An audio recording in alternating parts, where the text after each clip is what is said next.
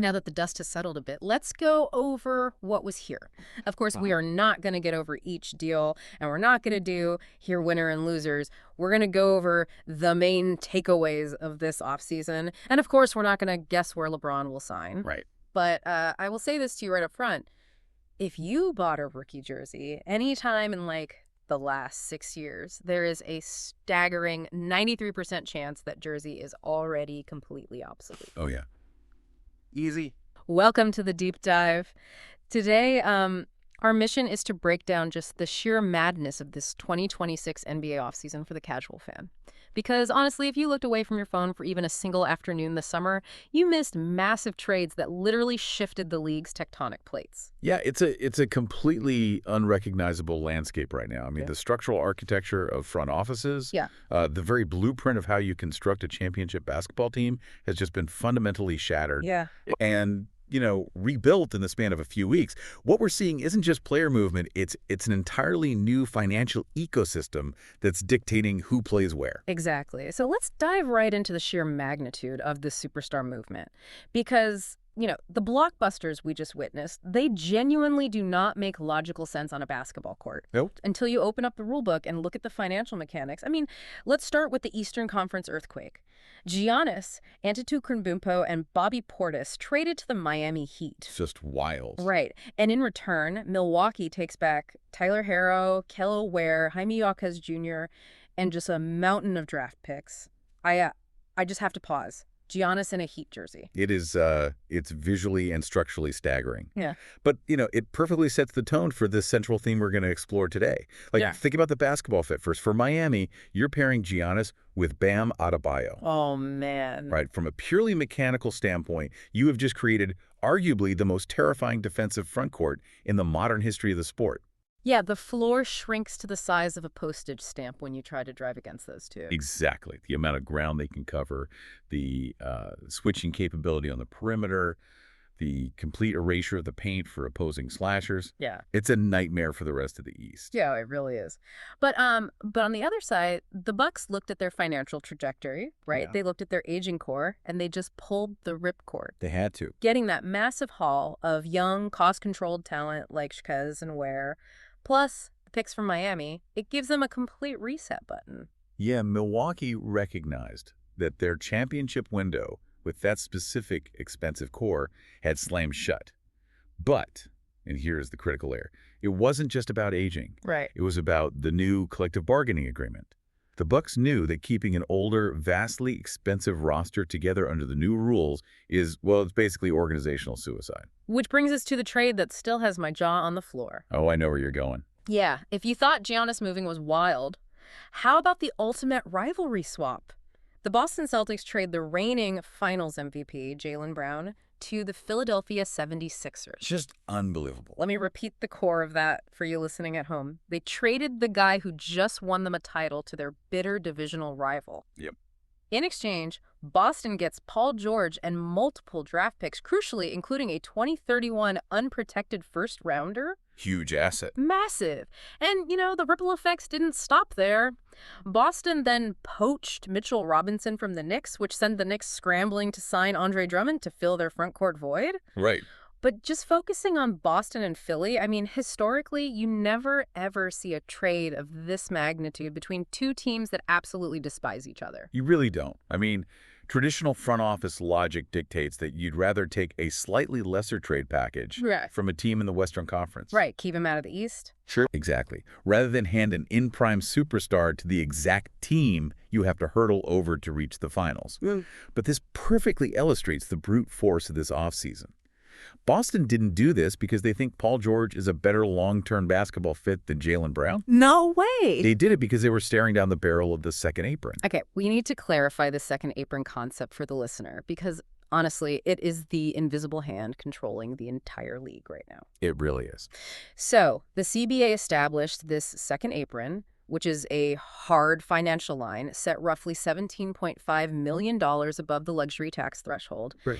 And the way I look at modern front office management under this new rule, it's like playing a terrifying high-speed game of financial Tetris. Oh, that is a phenomenal way to visualize it. Yeah. Walk through how that board operates for a GM. Right. So you're playing Tetris, but the screen is actively shrinking.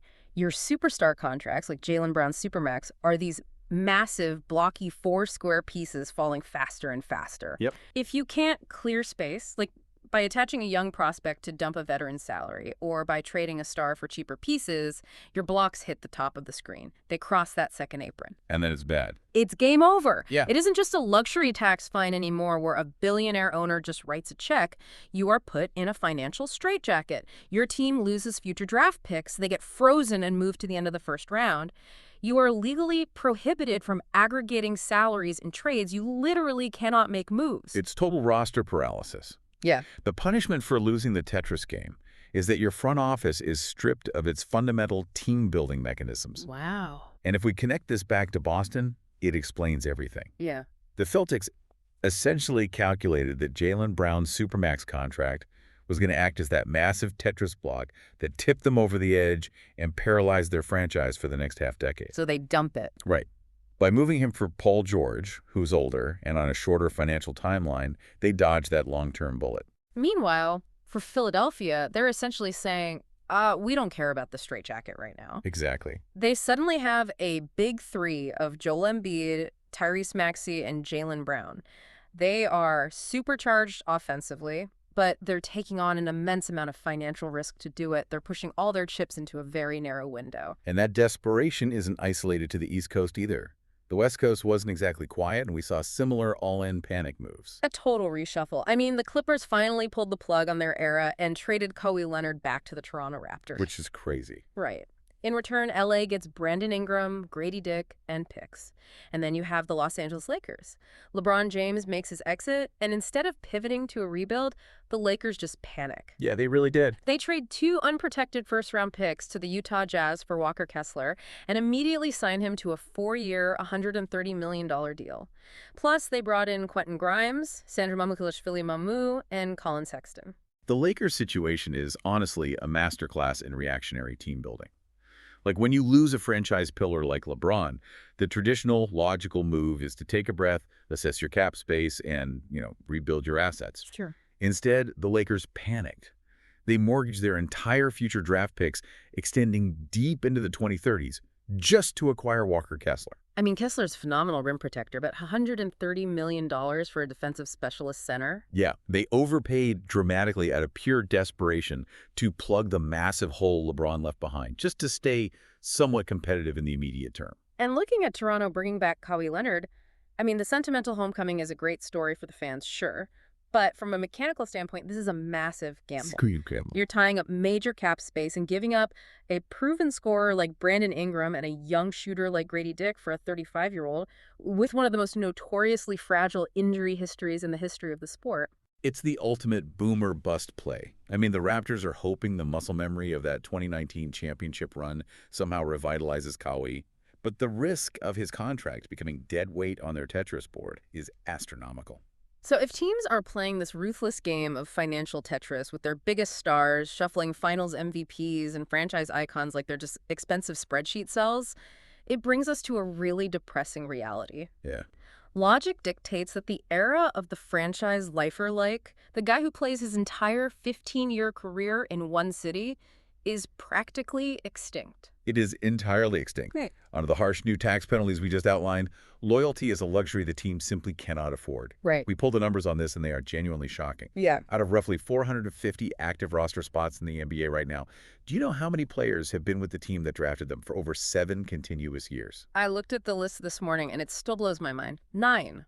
Yeah. There are only 9 players in the entire 450-player league who have been with their original team for more than 7 years. It's incredible. We're calling them the Elite 9. Let's look at who actually survived. Steph Curry stands completely alone at the mountaintop. He's entering his 18th season with the Golden State Warriors. A total anomaly. Right, a relic of a bygone era. Following him, you have Devin Booker and Nikola Jokic, both at 12 seasons with the Suns and Nuggets, respectively. Wow. Joel Embiid is at 11 seasons with the Sixers. Jason Tatum and Bam Adebayo are at 10 seasons. Jonathan Isaac has 9 seasons with the Magic. And finally, Zion Williamson and Keldon Johnson round out the list at 8 seasons. 9 guys. That is it. And if you look closely at that list, it tells you exactly what the threshold is for a team to actually keep you around. Yes, the mechanical reality of reaching a second contract and then surviving to a third contract with your original team requires a perfect storm. Yeah. Notice who's on that list.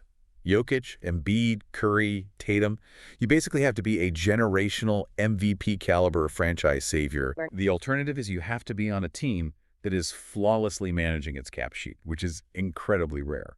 For everyone else, if you're just a very good starter or an elite role player, you are a movable asset.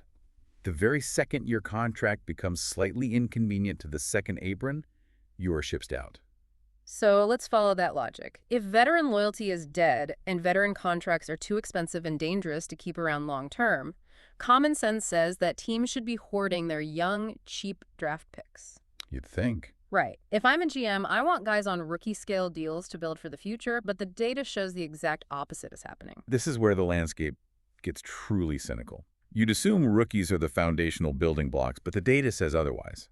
If we look at the draft classes from 2020 through 2025, there were 360 players drafted across both the first and second rounds. Okay. Today, going into the 2026 season, only 26 of them remain with original teams. I mean, think about that for a second. Out of 360 players drafted over a 6-year period, only 26 are still on the team that drafted them. That is 7.2%.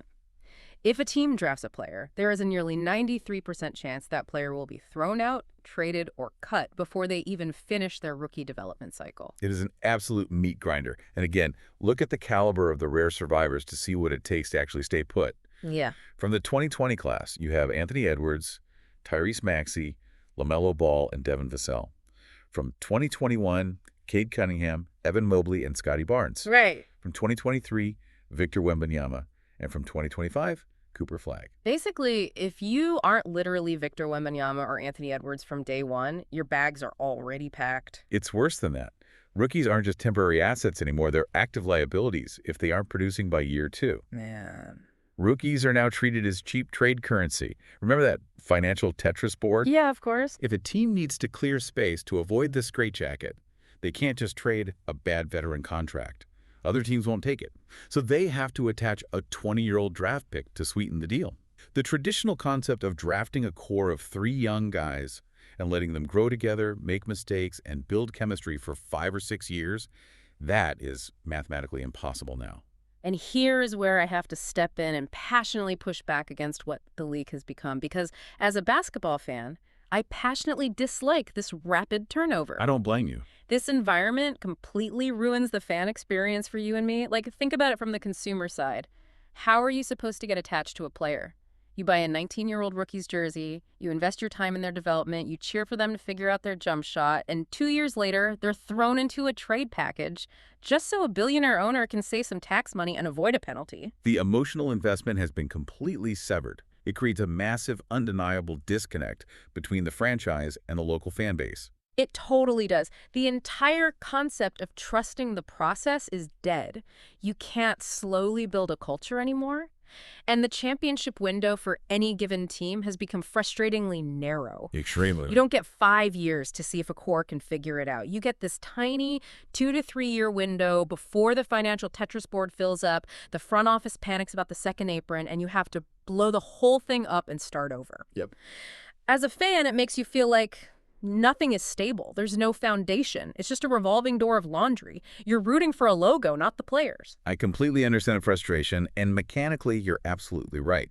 The league, through this new CBA, has explicitly prioritized financial parity over roster continuity. Yeah. They wanted to design a system that absolutely prevents dynasties from hoarding talent. They succeeded, but the side effect is exactly what you're describing. It's a hyper-transactional league where patience is actively punished. So with all these frantic moves and with roster stability basically being a myth at this point, what unresolved business is still left on the board? Because we still have some serious game-changing talent out there in the free agent market, but they're just kind of stuck. We are currently in what I would call the holding pattern. The entire secondary market is essentially frozen solid because LeBron James is still deciding what he wants to do. Right. We know he's leaving Los Angeles, but he currently has the Heat, the Cavs, the Warriors, and the Sixers all waiting on his final word. And the mechanics of that frees everyone else out, right? Yeah. Because those 4 teams have to keep their salary cap space wide open just in case LeBron says yes, which means they can't spend a single dollar on anyone else until the king makes his decree. Exactly. The gravity of LeBron's decision is holding up hundreds of millions of dollars. It is forcing major veterans to wait in limbo. Draymond Green, for example, declined a massive $27.6 million player option specifically to give the Warriors the financial flexibility to potentially land LeBron. Now, Draymond is just sitting there, financially exposed, waiting. James Harden is waiting. Everyone is looking at their phones, unable to sign contracts, waiting for the LeBron domino to fall. And that massive delay at the top trickles all the way down to the restricted free agent market, which brings us to a really fascinating standoff. Jaylen Brown is completely stuck in Detroit. Yeah, that's a tough one. Now, a restricted free agency is already a nightmare for players, but Duren lost all of his leverage the second the Lakers traded for Walker Kessler, right? Because without LA's open cap space to threaten Detroit with, Duren is basically holding a pair of 2s at a high-stakes poker table. That is precisely how the leverage evaporated. Yeah. Duren, a highly impactful young center, was looking for a massive payday. The threat was always that a team with cap space, like the Lakers, might sign him to a massive offer sheet. That would force Detroit to either overpay to match the contract or lose their young star for nothing. Yeah. But the moment the Lakers filled that center position and spent their money on Kessler, that external threat vanished.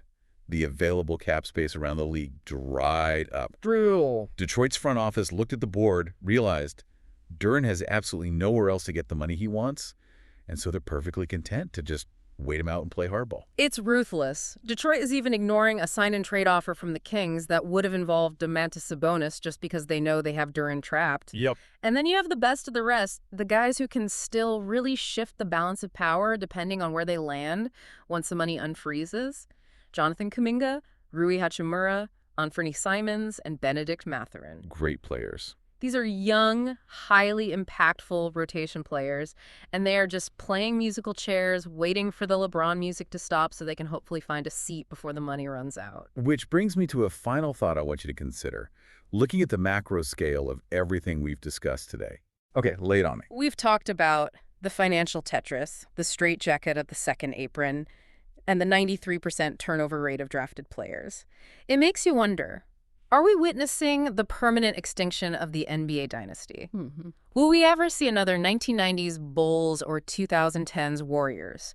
Or is this league now mathematically designed to force a different champion every single year? Because in a league where historic franchise pillars and finals MVPs are being packed up and shipped out strictly to avoid tax penalties, how will these remaining free agents, these vital role players, ever find any sort of long-term security? I mean, if Jaylen Brown isn't safe from the spreadsheet, who is? It's a chilling thought for any player signing a contract right now, and a really jarring reality for the fans cheering for them. You aren't signing a home, you are just renting space on a balance sheet until the math says you have to go. Thank you for listening. Please comment, like, subscribe if you're on YouTube. Spotify, please leave 5-star review. It will help the channel grow.